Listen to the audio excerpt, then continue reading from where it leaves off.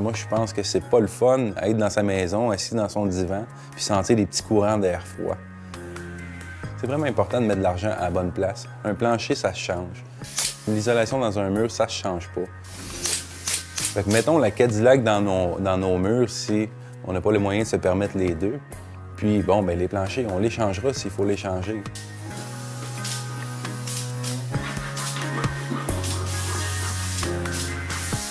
Il y a beaucoup de mythes qui disent, bon, il faut pas trop isoler une maison pour qu'elle devienne scellée. C'est vrai qu'une maison, quand elle est très bien isolée, elle devient scellée. Sauf qu'il est beaucoup plus facile de contrôler l'air intérieur de la maison avec un système d'échangeur d'air quand la maison est scellée que quand elle ne l'est pas. Donc, il faut vraiment construire comme si on voulait remplir la maison d'eau puis qu'il n'y ait aucune fuite. On prend un bain, on prend une douche, le lave-vaisselle, on fait la vaisselle. L'humidité, on en a assez dans une maison. On a l'impression l'hiver que c'est plus sec, mais c'est parce que cette humidité-là, en la chauffant, on n'est pas capable de la garder. On veut vraiment pas que l'humidité se rende jusqu'au côté extérieur de la maison parce que ça va couler dans le mur puis il va vraiment avoir de la moisissure qui va se former, des champignons, puis on veut pas ça. Souvent, on défait des murs en rénovation, on voit vraiment le principe qui est arrivé, tu sais. Tout est vraiment comme noir, les champignons, de la moisissure. Avec les allergies que les enfants développent, tout ça, bien, on commence à penser que c'est peut-être relié à nos habitations qui ont justement ces problèmes-là. En ce moment, ce qui se fait le plus dans la construction au Québec, c'est justement cette façon-là de faire. On a les montants ici de 2x6, puis on a le matelas de natte isolante entre les deux.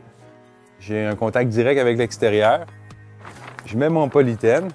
Quand il va faire moins 30, il va y avoir de la glace ici sur mon polythène parce que le chaud touche au froid. Il y a de la glace qui se fait, de la condensation. Là, ce qui va arriver au printemps, mais ou quand il fait plus chaud, c'est que l'eau va couler dans le mur.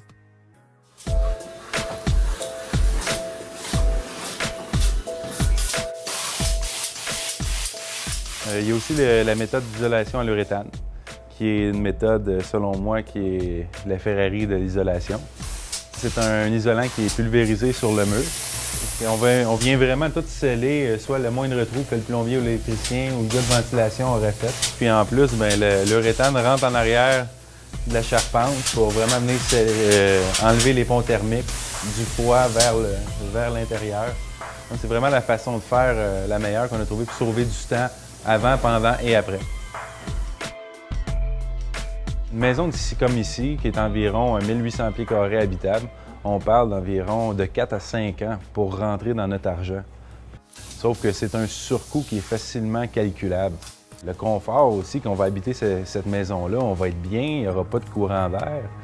Il faut aussi calculer le temps, parce que poser de la laine, qu'est-ce qu'on a vu, l'autre système, bien, ça a un temps. Les employés, il faut les payer, tout ça, mais ça se calcule. Fait que je pense que ça vaut la peine d'investir. C'est sûr qu'on le voit pas. Une fois que le gyps est posé, tout est posé, c'est pas quelque chose qu'on voit. Un beau plancher, on va faire « wow, c'est beau ». Mais il faut faire ça aussi avec l'isolation. Il faut dire « wow, elle est bien isolée notre maison ».